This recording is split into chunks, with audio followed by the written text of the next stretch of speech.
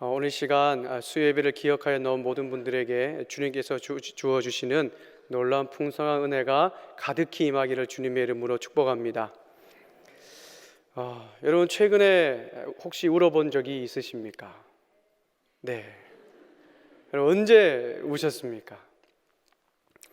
여러분 우리가 운다라고 하면 뭔가 약하고 연약한 그런 이미지가 떠오르죠. 그래서 운다 그러면 긍정적인 이미지보다 부정적인 이미지가 큽니다.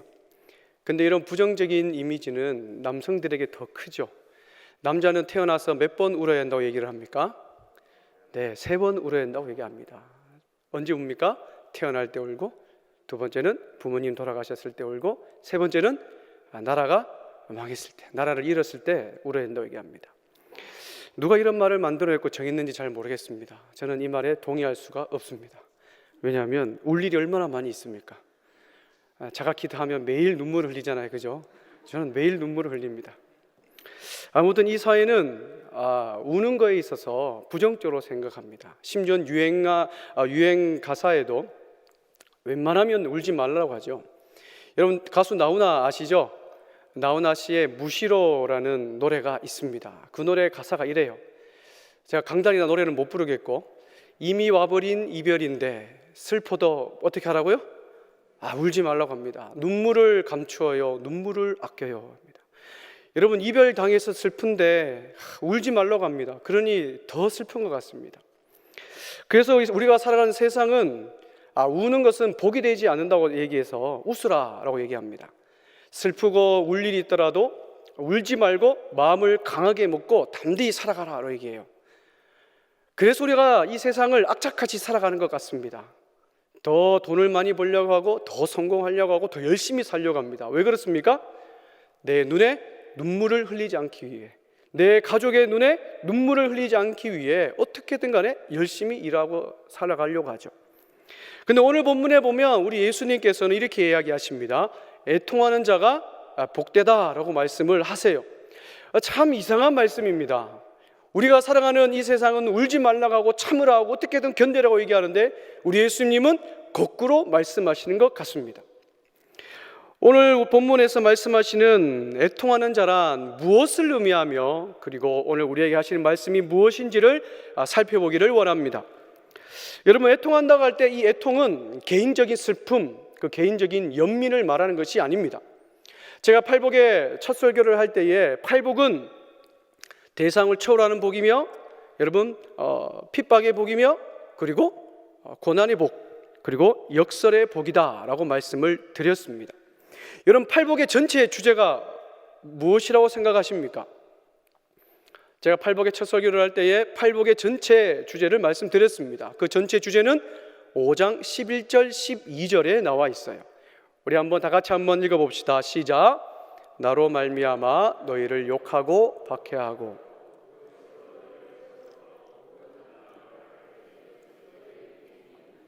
기뻐하고 즐거워하라. 하늘에서 너희의 상이 큼이라. 너희 전에 있던 선지자들도 이같이 박해하였느니라. 아멘. 여러분 팔복의 전체 주제가 여기 다 담겨 있습니다. 팔복의 전체 주제는 핍박과 보상입니다.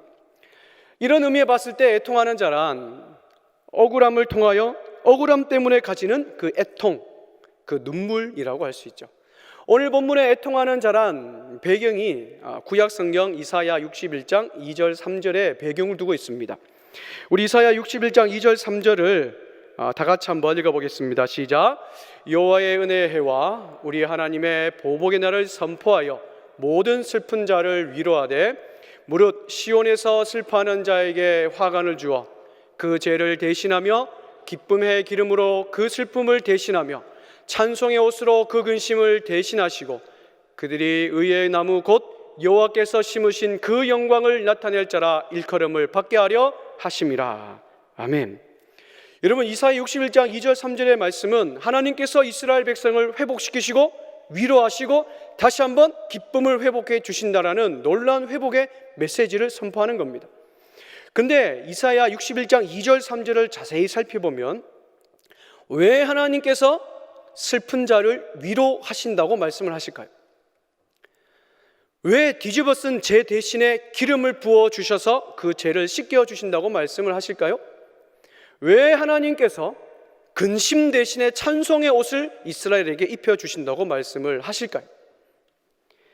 그것은 하나님의 백성이 하나님 앞에서 죄악된 삶을 살았기 때문에 그렇습니다. 하나님 앞에 죄악된 백성으로 살자 하나님께서는 이스라엘 백성들을 심판하셨고, 결과 이방 나라들로부터 억압당하고 고난당하고 박해당하고 차별당하면서 그 억울한 삶을 산 거죠. 이런 삶을 살아가면서 이스라엘 백성들이 하나님 앞에 이사야 59장 11절 12절에서 이렇게 하나님께 부르짖습니다. 우리가 곰같이 부르짖으며 비둘기같이 슬피 울며 정의를 바라나 없고 구원을 바라나 우리에게 멀도다. 이는 우리의 허물이 주의 앞에 심히 많으며 우리의 죄가 우리를 쳐서 증언하오니 이는 우리의 허물이 우리와 함께 있음이니라. 우리의 죄악을 우리가 아나이다 라고 고백해요. 하나님의 백성이 하나님 앞에서 죄악된 삶을 살자 하나님께서 이스라엘 백성들을 심판하시고 이방 나라들에게 나라를 팔아버렸습니다. 그러자 자신들이 겪는 이 어려움이 우리가 하나님 앞에 똑바로 살지 못했구나라는 깨달으면서 어떻게 얘기합니까? 간절히 곰과 같이 비둘기같이 슬피 울며 하나님 앞에 애통하며 나아가는 거예요. 하나님께서 그 애통함을 보시고 이스라엘 백성들을 긍휼히 여기셔서 우리가 아까 읽었던 이사야 61장 2절 3절의 말씀을 말씀하는 겁니다. 회복시켜 주시고 근심의 옷 대신에 찬송의 옷을 입혀주시고 뒤집어 썼던 제 대신에 기름을 부어주셔서 깨끗하게 씻어주시며 위로와 회복을 허락하여 주시는 겁니다.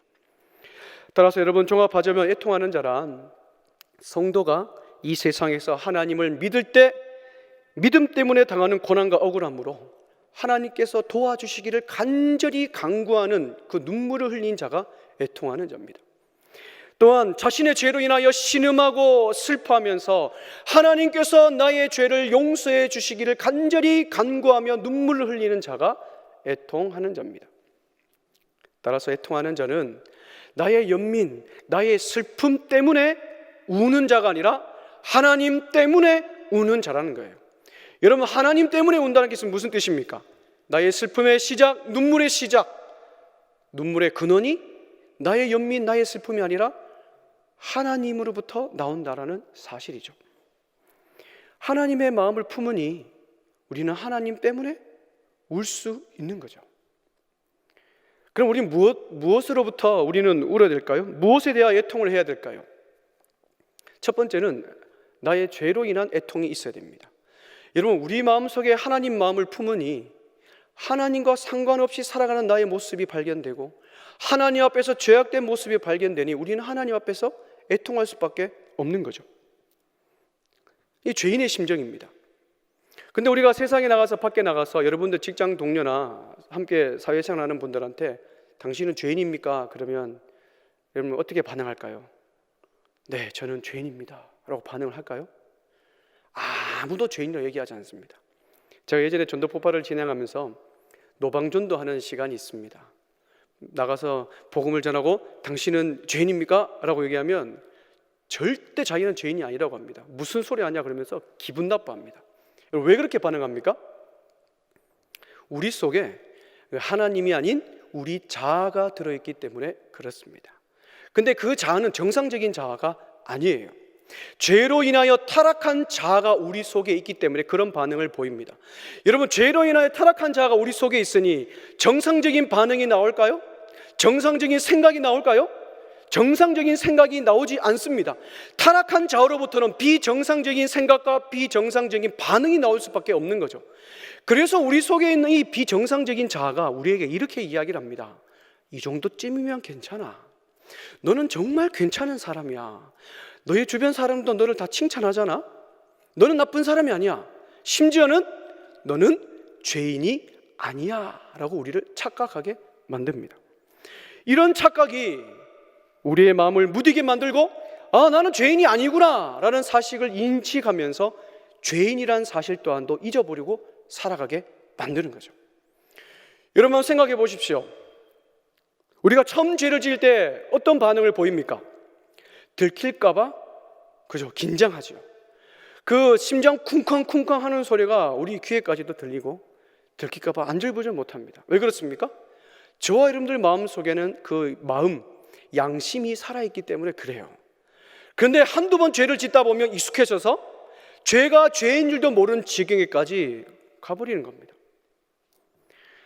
저는 내가 하나님 말씀을 읽을 때 그 나에게 하시는 하나님의 말씀을 여기고 한 절의 말씀을 붙잡고 눈물 흘리며 회개했던 우리의 마음이 있었잖아요.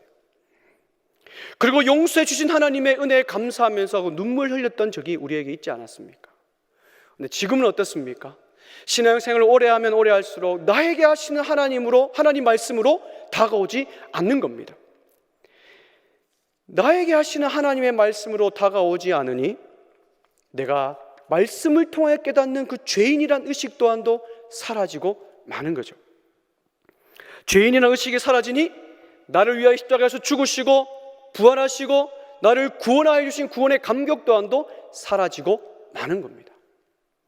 이 시간 우리 자신 한번 돌아보길 바랍니다. 나는 하나님의 말씀 앞에서 죄인임을 날마다 고백하고 있는가? 말씀 앞에서 흘리는 내 그 눈물의 회개가 나에게 지금 있는가? 말씀을 읽어도 어떤 은혜와 감동이 없는 나 자신을 보면서 하나님 앞에 애통하며 눈물 흘리는 그 모습이 나에게 있는가? 사랑하는 여러분, 우리 중심에 하나님의 마음이 있을 때는 죄를 깨닫고 하나님 앞에서 간절히 부르짖을 수밖에 없어요. 그래서 시편 51편 17절에 보면 다윗이 하나님께 간구하잖아요. 우리 다 같이 한번 읽어볼까요? 시작. 하나님께서 구하시는 제사는 상한 심령이라. 하나님이여 상하고 통회하는 마음을 주께서 멸시하지 아니하시리이다. 이런 이 고백은 다윗이 밧세바를 범하고 난 뒤에 고백한 내용입니다. 여러분, 다윗은 한 나라의 왕이에요. 왕이기 때문에 어느 누구도 왕이 하는 일을 아무도 터치할 수 없고 막을 수 없습니다. 자기 마음대로 행할 수 있는 위치가 다윗의 위치예요.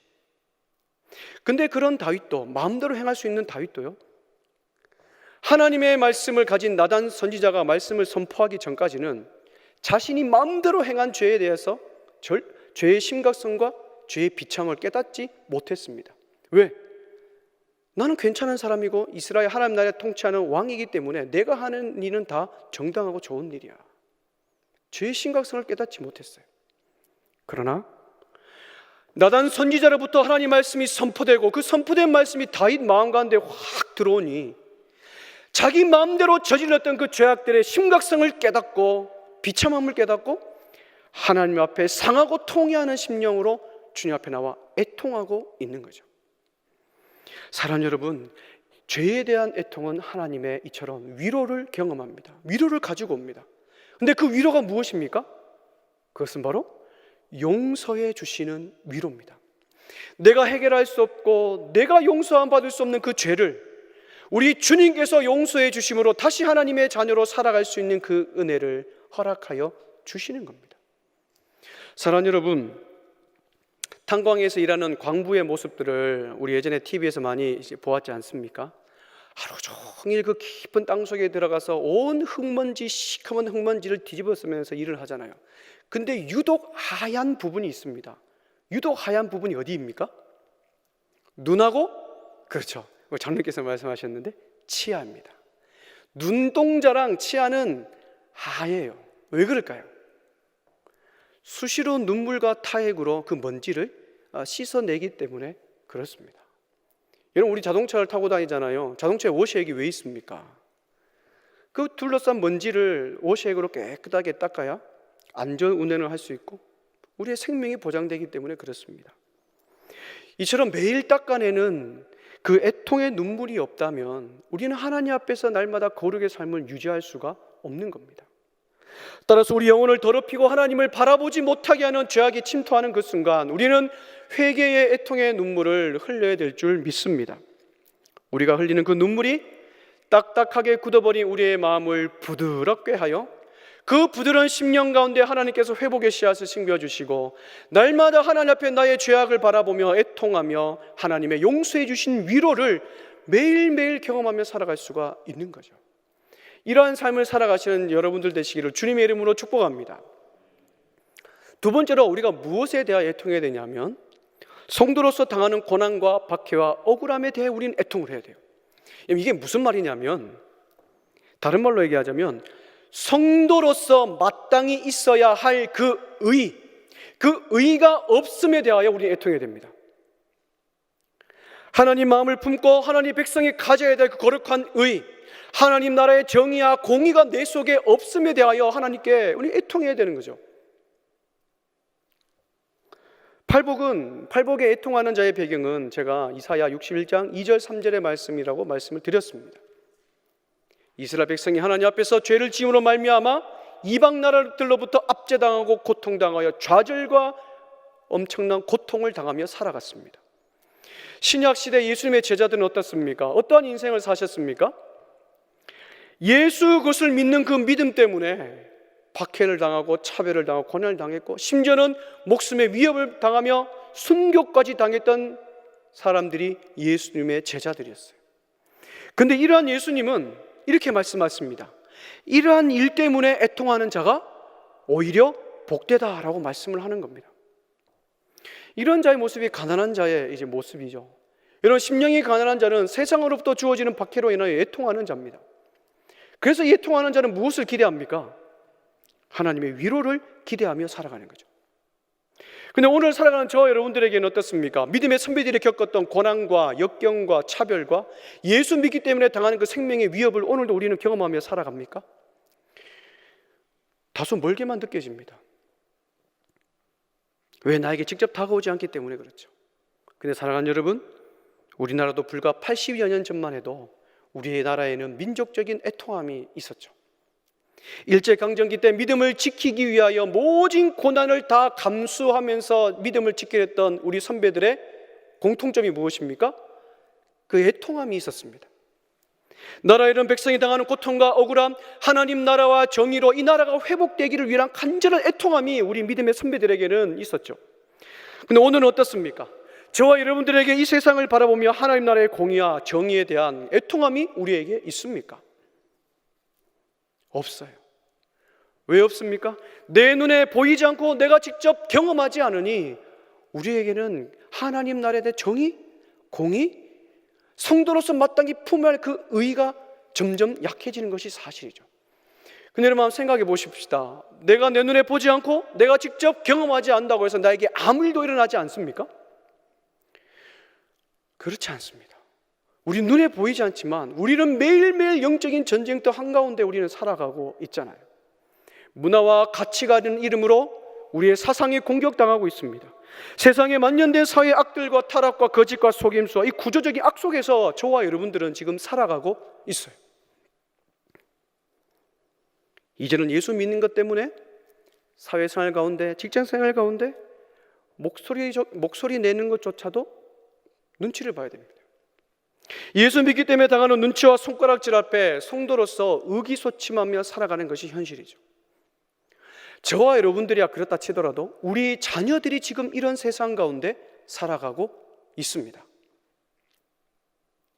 문화와 콘텐츠라는 이름하에 사람을 잔인하고 구체적이고 아주 실질적으로 죽이는 그 게임이 우리 아이들의 영혼을 지금 파괴하고 있죠. 그 환상 속에 젖어서 실생활 속에서도 그대로 죄를 지으며 사람을 폭행하며 사람을 죽여도 죄가 아니라고 여깁니다. 집단 따돌림과 구타와 잘못된 성의식이 우리 아이들의 영혼을 망가뜨리고 있어요. 인권이라는 이름 하에 하나님께서 세워놓으신 창조지수를 깨뜨리고 제2, 제3의 성을 법으로 만들려고 합니다. 여러분, 우리가 살아가는 이 세상의 악들을 하나하나 다 이야기하자면 오늘 밤을 새일지도 모릅니다. 이러한 세상을 바라보며 우리 속에 일어나는 이런 일들을 바라보며 우리는 어떤 반응을 보여야 될까요? 그저 한숨 쉬고 한탄하며 아유 그럼 그렇지라고 우리가 하나의 가십거리로 여기면서 보내야 될까요? 사랑하는 여러분, 하나님을 믿는 저와 여러분들은 하나님의 마음을 품고 이 사회의 문제를 끌어안고 애통하는 눈물이 우리에게 있어야 됩니다. 하나님 나라와 하나님의 정의를 위하여 나를 통하여 그게 드러날 수 있도록 우리는 하나님 앞에서 애통하는 눈물이 우리에게 있어야 되는 거죠. 감리교의 창시자인 요한 웨슬레는 자신의 일기에 이렇게 기록하고 있습니다. 내 영혼은 뉴캐슬 거리를 걸을 때도 매일매일 고통스러웠다. 우리의 삶을 맡긴 가난한 사람들의 어리석고 뻔뻔스러운 죄악 때문에, 그리고 그들의 못 모르는 불경스러움 때문이다. 군인들의 끝없는 저주와 맹세, 방자한 신성모독은 소박한 귀에는 고문과 같은 것이어야 한다.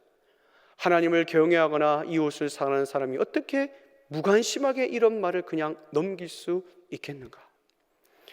요한 웨슬레는 자기가 살아가는 그 문화, 그 지방, 그 도시에 악이 많이 하는 것을 보며 넘길 수가 없는 거죠. 이처럼 사랑하는 여러분, 참된 성도는 이 사회의 불의와 죄악 때문에 애통하는 그 눈물이 있어야 되는 거죠. 여러분, 이러한 삶을 사신 분이 우리 주님이시지 않습니까? 우리 주님은 사랑하는 나사로의 무덤 앞에서 눈물을 흘리셨고, 회개하지 않는 그 예루살렘을 보며 애통하며 눈물을 흘리셨습니다. 그래서 히브리서 5장 7절에서는 이렇게 말하고 있습니다. 심한 통곡과 눈물로 간구와 소원을 우리 주님이 올리셨대요. 예수님 이 땅에 계시면서 애통과 억울함과 고난을 경험하셨기에 누구보다도 저와 여러분들을 잘 아시는 분이세요. 그래서 우리를 위해 불쌍히 여기시고 공감하시고 위로를 해 주실 수 있는 분이에요. 따라서 우리가 하나님 마음이 있을 때 우리는 틀림없이 이 사회를 바라보며 슬퍼하고 애통할 수 있는 겁니다. 하나님의 마음이 있는 자는 절대로 이 사회를 모른 척할 수가 없는 거죠. 왜냐하면 내 속에 하나님의 마음과 하나님의 말씀이 있기에 그것으로 인하여 이 사회를 바라보는 시각이 달라지고 하나님 앞에서 애통할 수 있는 겁니다.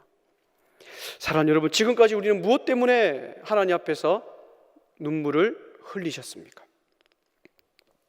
나는 지금까지 무엇 때문에 내 가슴을 치며 하나님 앞에 애통하며 눈물을 흘리셨습니까?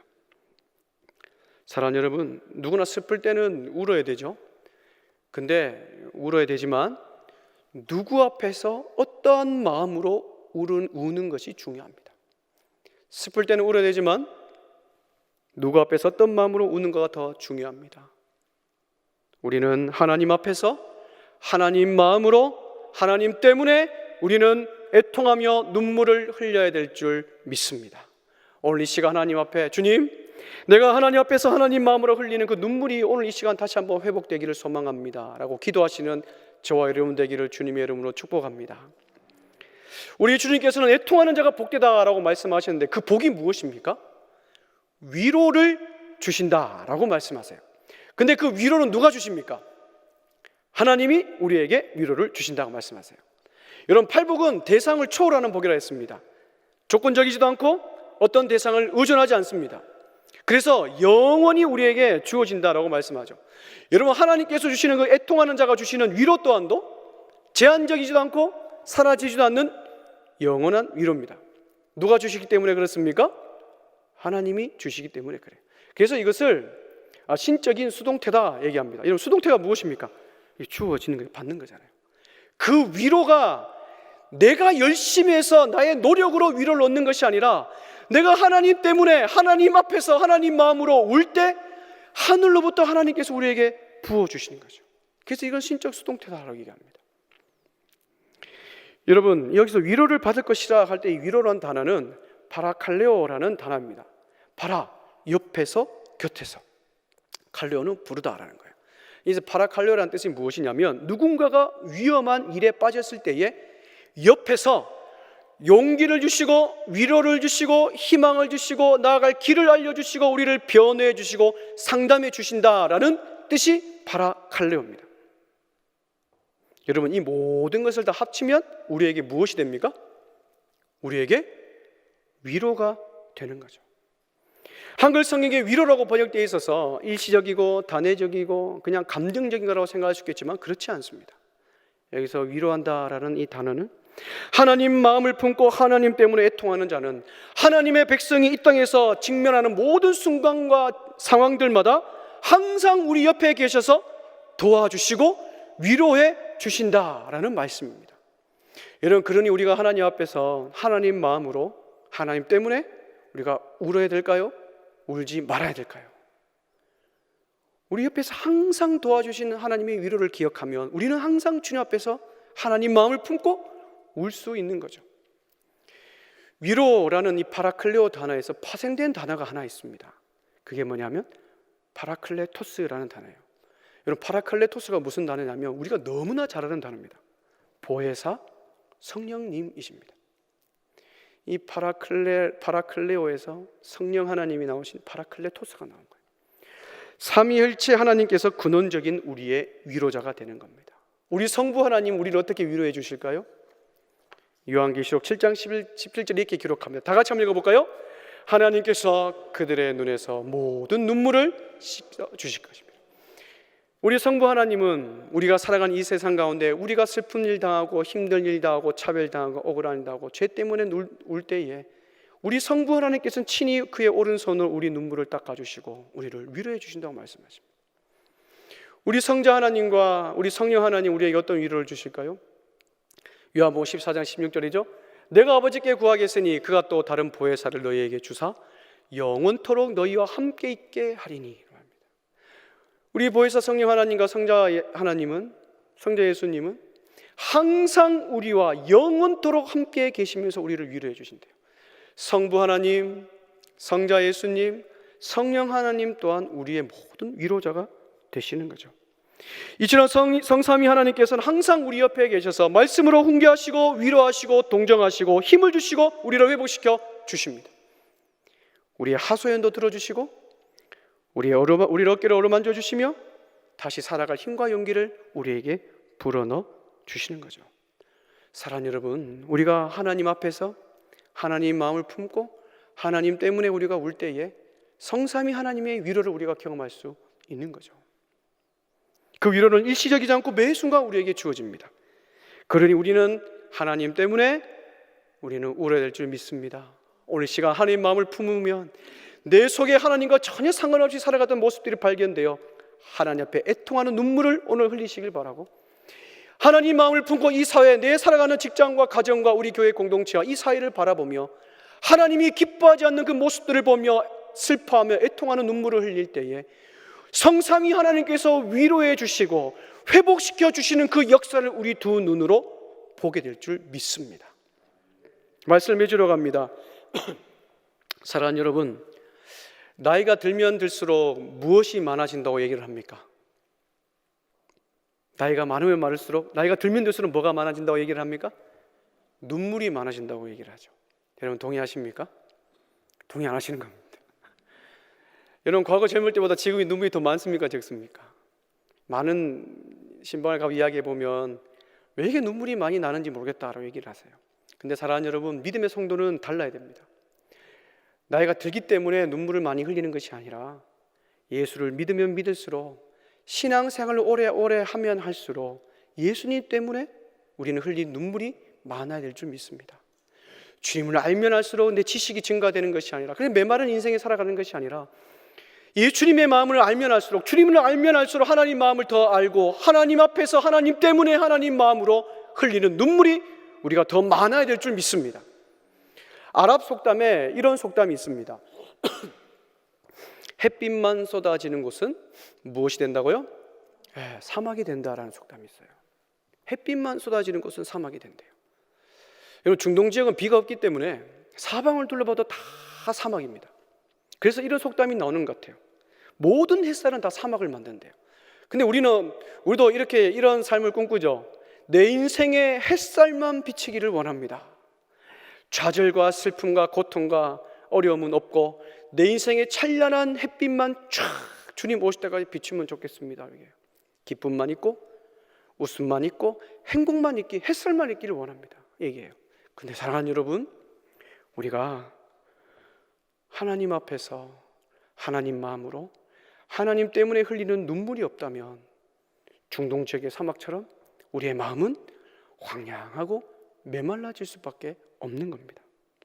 따라서 사랑하는 여러분, 우리는 하나님 앞에서 애통할 때에 그 애통할 때 흘리는 그 눈물이 딱딱하고 황량한 우리의 마음을 촉촉히 적셔줘서 부드러운 마음으로 우리를 변화시켜 줄 줄 믿습니다. 그 부드러운 마음으로 내가 주의 말씀을 받아들이고 하나님 마음을 알게 되고 주님 앞에 애통하는 자로 살아갈 때 내가 회복되는 거예요. 내가 회복되며 하나님 마음으로 내 가정을 바라보고 우리 교회 공동체의 무너진 모습을 바라보며 이 사회의 무너진 것을 바라보며 주님 앞에 애통하는 눈물을 흘릴 때에 우리 주님께서 우리를 위로하며 도와주시는 것이죠. 여러분, 사복음서에 나타난 예수님을 한번 보십시오. 우리 예수님이 웃으신 적이 있으십니까? 저는 사복음서를 수십 번 수백 번 읽어봐도 예수님께서 웃으셨다라는 걸 한 번도 본 적이 없어요. 늘 우리 예수님은 화가 나 있으세요. 그죠? 뭐 때문에 맨날 화가 나 계시고 뭐 때문에 그냥 항상 울고 계세요. 왜 그러실까요? 그것은 바로 하나님의 마음으로 그들을 바라봤기 때문에 그렇습니다. 여러분, 예수님만큼 억울하고 애통한 삶을 사신 분이 없지요. 하나님이신 예수님께서 인간의 몸을 입고 이 땅에 내려오신 것 자체가 이건 비상식적이고 억울한 일입니다. 아무 죄 없으신 예수님께서 저와 여러분들을 위하여 친히 죄인이 되셔서 십자가에 달리신 것만큼 억울한 일이 어디에 있겠습니까? 또한 하나님께서 독생자, 하나뿐인 독생자 예수 그리스도를 저와 여러분들을 위하여 보내주신 것만큼 그 하나님의 애통함을 누가 알 수 있을까요? 그런데 우리 주님께서는 자신의 다가올 억울함, 그 애통함, 차별당함, 그 모든 것을 다 아심에도 불구하고 친히 그 십자가를 지시고 죽으시고 부활하셨습니다. 주님께서 억울함과 애통의 모든 삶을 다 사셨기에 우리가 당하는 죄에 대한 애통함, 사회에 대해 차별당함, 억울함을 다 아시는 거죠. 그래서 우리는 하나님 때문에 울어야 되는 거죠. 그래서 하나님 마음을 품고 우리는 더 울어야 됩니다. 오늘 이 시간 하나님 앞에서 하나님 마음으로 하나님 때문에 애통하는 그 눈물을 허락하여 주시기를 하나님께 간구하는 이 저녁이 되기를 주님의 이름으로 축복합니다. 우리가 하나님 때문에 울 때에 항상 나의 옆에서 도우시고 힘주시고 격려해 주시는 그 성삼위 하나님의 위로가 항상 내 옆에 있다는 사실을 기억하며 매일매일 애통하는 자로 살아가시기를 주님의 이름으로 축복합니다. 그럴 때 팔복의 그 놀라운 위로의 은혜를 오늘도 내일도 주님 오실 때까지 그 은혜를 우리가 만끽하며 살아가게 될 줄 믿습니다.